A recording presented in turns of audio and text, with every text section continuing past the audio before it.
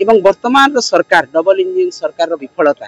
नारी निर्यातना युवक युवती को टंका नहीं चाकरी दिया होची आज समस्त क्षेत्र में विफल होती स्वास्थ्य क्षेत्र कह शिक्षा क्षेत्र कह जनसाधारण महिला माने आज सुभद्रा योजना नहीं अतिष्ठ अच्छा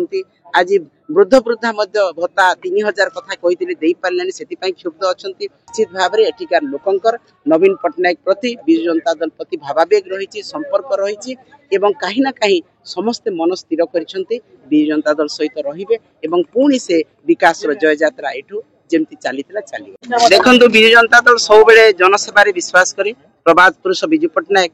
गोटे सब डिविजन थिबा नुआपड़ा को जिला गठन करथिले एवं आमर प्रिय नेता नवीन पट्टनायक महोदय नुआपड़ा को गोटे विकसित जिल्ला रे परिणत करथिले आज नुआपड़ा अंचल रो कृषि जलसेचन गमनागमन स्वास्थ्य शिक्षा समस्त क्षेत्र रे आज विजु जनता दल तार समस्त प्रकार साहाय्य करिछि विकास रो काम करिछि एवं जनहितकर योजना करिछि ताकू आमे पाथ्य करी लोकन पाखक जीवु एवं वर्तमान सरकार डबल इंजिन सरकार विफलता नारी निर्यातना युवक युवती को टंका नहीं चाकरी दिया होची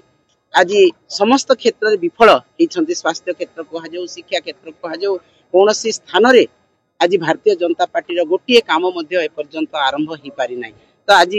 नारी माने असुरक्षित अच्छा गोटे दिन में 15 जन महिला दुष्कर्म होची प्रत्येक दिन अपन खबर कागज रे देखु हत्या लुठन निशाखोरी प्रत्येक कथार आज ओडिशा 1 नंबर स्थान रे अछि तेणु या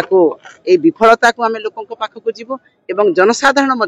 महिला माने आज सुभद्रा योजना नहीं अतिष्ठ अच्छा आज वृद्ध वृद्धा भत्ता 3000 कथा कही पारे से क्षुब्ध अच्छा आज चाषी पंजीकरण होना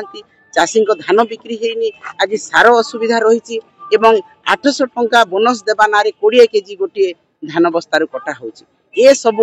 क्षुब्ध होकर जनसाधारण असंतोष व्यक्त करिसेंती एवं तार प्रतिफलन आपण माने गतकाली देखि पारिथिबे केवल विजु जनता दल नुह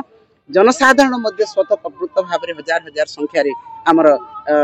पदयात्रा रे जड़ित होते तेणु निश्चित भाव में एठिकार लोकंकर नवीन पट्टनायक प्रति विजु जनता दल प्रति भावावेग रही संपर्क रही कहीं ना कहीं समस्ते मन स्थिर करछंती विजु जनता दल सहित रहिबे एवं पुणी से विकास जय यात्रा एठू जेमती चलीथिला चली नामांकन पत्र दाखल करा आज विधिवत भाव में आम प्रार्थी विजु जनता दल प्रार्थी नुआपड़ा बाय इलेक्शन प्रार्थी श्री श्रेयांगिनी छुरिया आज नामांकन पत्र दाखल करते आप देखिए आम समस्त वरिष्ठ नेतृत्व आज आसिक नुआपड़ा पहुंची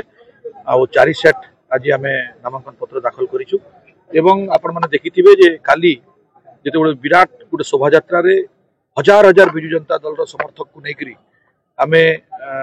नुआपड़ा पहुंची एवं काली जो साधारण सभा होता जो भाई भाव में आज जनसमर्थन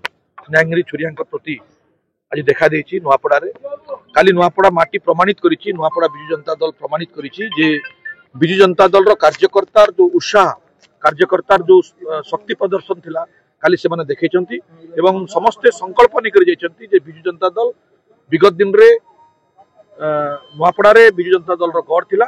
एवं आज मध्य ताहा से गढ़ को आमे पुनी थरे दाखल करिवु एवं समस्त कार्यकर्ता मानकर मन रे जो संकल्प निकरि जाइछंती निश्चित रूप रे माननीय पूर्वतन मुख्यमंत्री नवीन पट्टनायक जो 24 वर्ष नुआपड़ा जिला को गठन हबार परे विजु बाबू जेतेबेले गठन कले ता परवर्ती समय जेतेबेले